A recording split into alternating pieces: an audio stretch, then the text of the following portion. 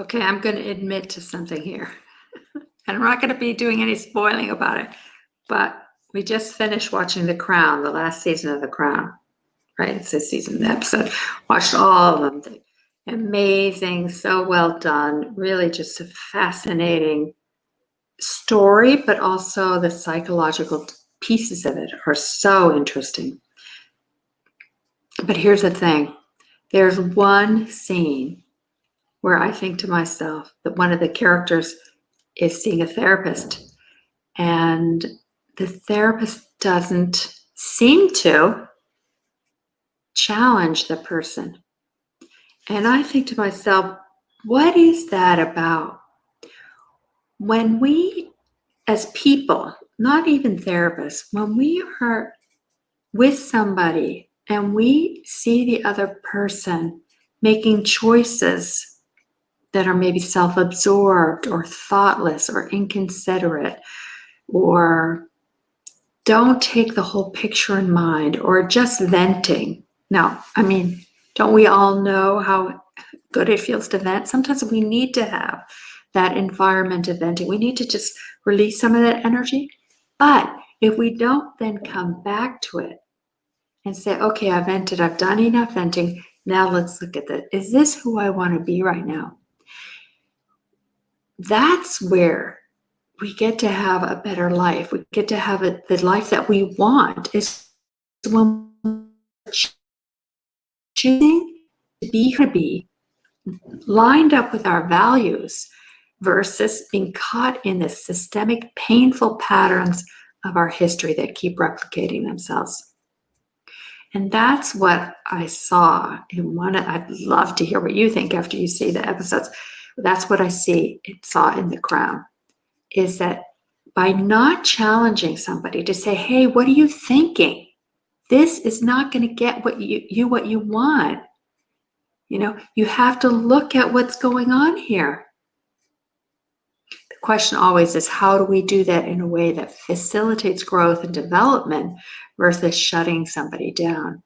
But if we don't even attempt, then that becomes more complicated. And what I see so often is people are afraid to speak up and challenge another person or lean into them or lovingly say, hey, something's not right here.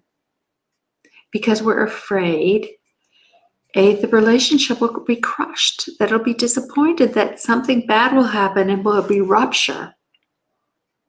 And I get that. But if we don't actually invite in the possible rupture, lean into it, not to make somebody else be different, not to force something to happen, but to invite a connection and say, is this who you want to be right now? That's what's so important. Is this the choice that you want to make so that you can have the life that you want?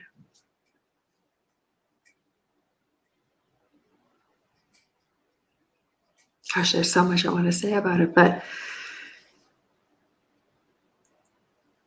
it's hard because we're afraid of the rupture. We're afraid of the outcome.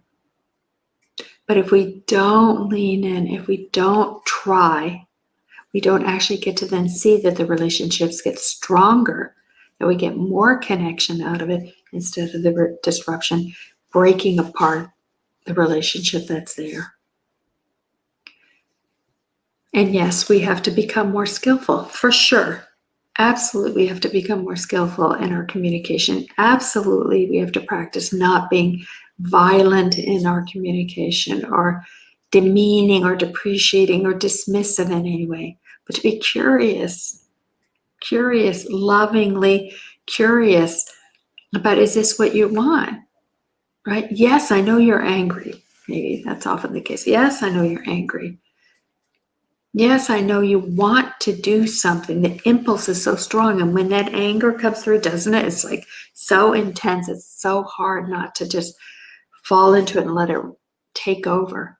But if we do, we miss the chance of harnessing all that energy and letting it move us in a different direction. where our relationships get stronger, more satisfying, where we feel more connected. So, I guess the question is, where are safe places that we can lean in and push ourselves a little to explore being who we really want to be, in alignment with who our values are, what our heart wants to create? Where can we do that and practice? Where can we do that with ourselves? Practice challenging ourselves to see life in a different way rather than in the old, habitual, painful places. Can there be something else that can come out of it? And can we lean in a new direction? And can we have the life that we want? Or does life have to fall apart and be a mess? And I say no, it does not. The fact that you don't like something, we just talked about this with the Safely Embodied Learning community, the fact that you don't like something in the way that it's happening is only a sign that your heart, that your soul is saying, go a different way.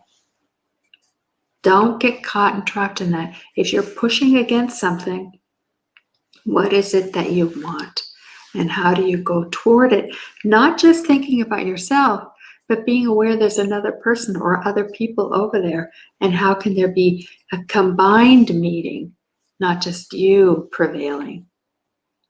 So I definitely want to hear what you think about this and how this means, if it means anything, what your takeaways are, how you practice it in your life, so that we can continue as a community of human beings, making our lives more satisfying and nurturing to live with. And on that note, I look forward to hearing from you. Lots of love. Bye.